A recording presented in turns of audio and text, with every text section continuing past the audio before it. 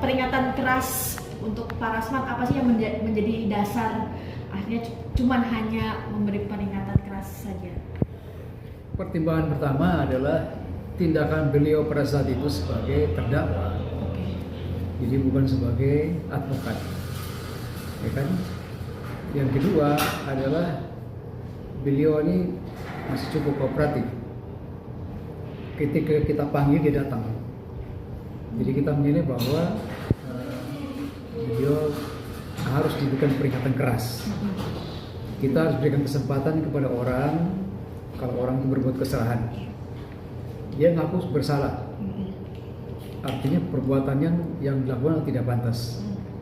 Oleh karena itu, dengan pengakuan ini kami minta supaya beliau minta maaf. Perintah itu putusan minta maaf kepada MA, Pengadilan Tinggi dan Pengadilan, masyarakat dan orang-orang yang merasa dirugikan, semuanya harus minta maaf. Kenapa? Karena perbuatannya jelas itu tidak pantas. Dan kita setelah sidang kode etik ini kita berikan sanksi.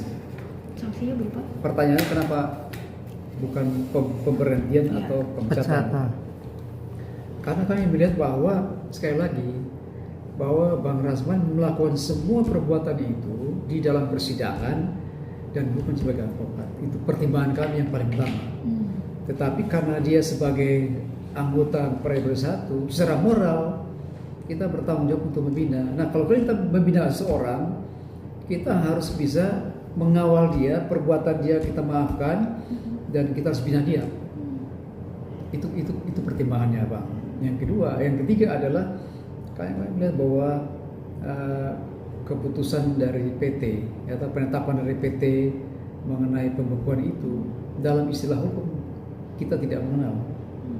Advokat dalam Undang-Undang Advokat 2003 itu tidak mengenal istilah pembekuan. Yang ada pemberhentian lisan tertulis, pemberhentian sementara, dan juga pemberhentian tetap.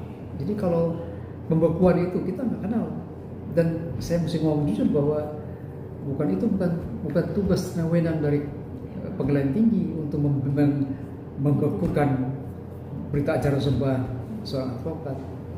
Itu harus tugasnya organisasi advokat, gitu loh. Jadi kan katanya kejanggalan kalau tidak lazim. Itu pertimbangannya, Pak. Yang ada lagi yang Oke, artinya apa putusan dari PT Ambon yang membukukan bas advokatnya Rasman tidak berpengaruh secara ke organisasi atau secara profesi Rasman sebagai advokat, dia untuk mendampingi klien bahkan persidangan atau seperti apa? Ya, sudah jelas berpengaruh, berdampak kepada organisasi advokat Periode 1 karena beliau jadi anggota dari Periode 1 sehingga berpengaruh. Ya, teman-teman semua dari 34 provinsi bertanya kepada kami, kenapa Saudara Rasman bisa seperti itu? Ini merupakan perbuatan yang tidak pantas bagi seorang advokat, apalagi mukul-mukul meja, kemudian berteriak-teriak, kemudian menggunakan atribut advokat, toga itu di luar persidangan. Saya kira itu hal-hal yang kurang pantas yang dilakukan oleh seorang advokat. Nah, itu sebabnya pertimbangan-pertimbangan yang seperti itulah kami secara tegas memberikan sanksi teguran keras. Ini teguran ini kalau dilanggar kita cabut KTA-nya. Jadi kita minta tanggal 20 besok ini beliau harus bersikap baik, mengikuti peraturan yang ada, prosedur pengadilan harus ikut. Kalau tidak, maka kita akan cabut KTA-nya. Kita tidak akan segan-segan. Kita berikan kesempatan, kita bina. Tapi kalau nggak mau dibina, ya kita cabut. Oke, Pak, berarti apa tuh bas yang dibekukan oleh PT Ambon menurut Abang tuh nggak sesuai atau tidak setuju dengan putusan itu? Ya sudah jelas kan tidak sesuai itu. Itu jelas, itu menurut saya itu tidak lazim dan berlebihan. Sekarang tugas Pengadilan Tinggi itu apa? Masa membukukan berita acara sumpah seorang advokat? Kan nggak ada itu. Pertimbangannya di mana? Itu sudah harus dilakukan oleh organisasi advokat. Nah ini menunjukkan bahwa posisi advokat ini lemah.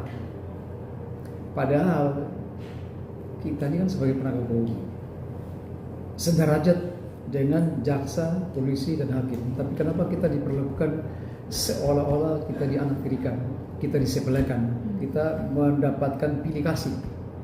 Nah ini kita sayangkan. Makanya kita akan bersurat secara resmi kepada Ketua Pengadilan Tinggi Ambon maupun Mahkamah Agung agar merevisi kembali, melihat kembali putusan pembekuan itu, karena itu tidak sesuai dengan nilai-nilai keadilan terhadap profesi advokat. Kami sebagai advokat merasa terancam, merasa masa depan kami terancam. Profesi advokat ini sangat terancam, ini sangat berbahaya. Nah itu sebabnya perlakuan yang semena-mena ini atau abuse of power ini kita minta supaya dihentikan, jangan sampai terjadi lagi. Nah kami akan berusaha secara resmi. Ya. Oke, Pak, berarti sepanjang Bapak menjadi pengacara, pernah ada nggak seorang advokat basnya itu dicabut? Pernah ada nggak? Terus apa sih yang ditakutkan ketika bas seorang pengacara itu dicabut? Berita acara sumpah itu sepanjang sepengetahuan saya sampai saat ini belum pernah ada yang dicabut. Sepengetahuan saya, kalau dipecat dari organisasi advokat ada, tetapi kalau dicabut saya belum pernah dengar di Indonesia. Dulu waktu itu pengacara namanya Todung Mulya Lubis itu pernah dicabut SK-nya dari Peradi waktu itu. Ada pelanggaran etik yang dilakukan oleh pengacara tersebut.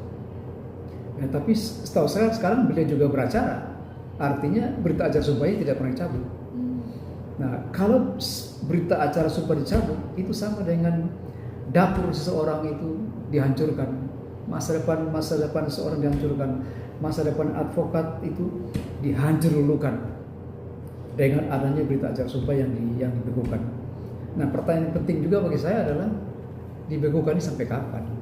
Nah, seharusnya diperjelas.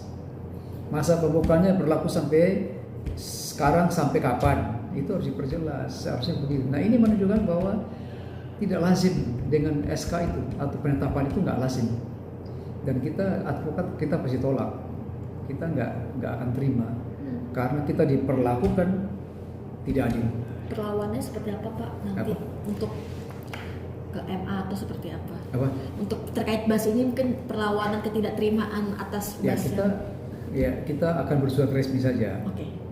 Kita bersurat secara resmi, mohon pertimbangan kembali dengan dasar alasannya dari 1, 2, 3, 4, 5 supaya Pengadilan Tinggi Ambon kita mohon supaya direvisi kembali.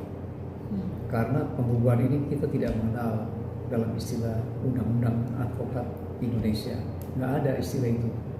Dan itu menurut saya itu abuse of power. Berarti yang hanya bisa membuat pengacara itu tidak lagi bersidang itu SK-nya yang dicabut atau seperti apa sih Pak? Ya, berita acara sumpah itu kan menyatakan bahwa dia berjanji sebagai seorang advokat. Betul. Nah kalau itu dicabut, artinya dia nggak bisa buat apa-apa lagi. Ya, dia tidak bisa bertindak sebagai seorang advokat. Dia mungkin sebagai orang hukum, ya memberikan nasihat-nasihat hukum kalau orang datang boleh. Tapi dia tidak bisa beracara secara litigasi. Dia tidak bisa mewakili klien di kepolisian, di kejaksaan maupun pengadilan. Tetapi bisa yang disebut yang non litigasi. Kalau non litigasi itu bisa saja dilakukan karena dia memberikan nasihat-nasihat hukum kepada orang yang membutuhkan bantuan hukum. Gitu. Tapi kalau litigasi udah nggak bisa lagi.